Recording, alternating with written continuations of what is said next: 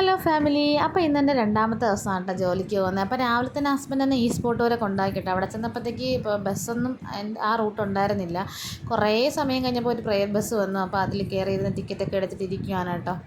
Private ബസ്സല്ലേ, private ബസ്സിന് ഒരു പ്രത്യേകത ഉണ്ടല്ലോ, ആൾക്കാർ നിറഞ്ഞാൽ മാത്രമല്ലേ അത് അവിടെ നിന്ന് എടുക്കത്തുള്ളൂ. അങ്ങനെ കുറേ സമയം വെയിറ്റ് ചെയ്തിട്ട് അവിടെ നിന്ന് വണ്ടി എടുത്തു കേട്ടോ. അത് കഴിഞ്ഞ് ഞാൻ നേരെ എൻ്റെ സ്റ്റോപ്പിൽ ഇറങ്ങിയിട്ട് ഞാൻ ലാബിലോട്ട് നടന്നെത്തിയേ. അപ്പോൾ തന്നെ ചെന്ന് കോട്ടും ഗ്ലൗസൊക്കെ ഇട്ടിട്ട് ഞാൻ എൻ്റെ ജോലിയിലോട്ട് കടന്നു. അതിനുശേഷം ഞാൻ ഇടയ്ക്ക് ഒരു ഉച്ചയൊക്കെ ആയപ്പോഴത്തേക്ക് എനിക്ക് സൂപ്രണ്ടിനെ കാണാൻ വീണ്ടും വരണം കേട്ടോ. അപ്പോൾ അവിടെ പോയി ചായയും ഒരു പരിപ്പുടയൊക്കെ കഴിച്ചതിന് ശേഷം വീണ്ടും ഞാൻ ലാബിലോട്ട് വന്നേ.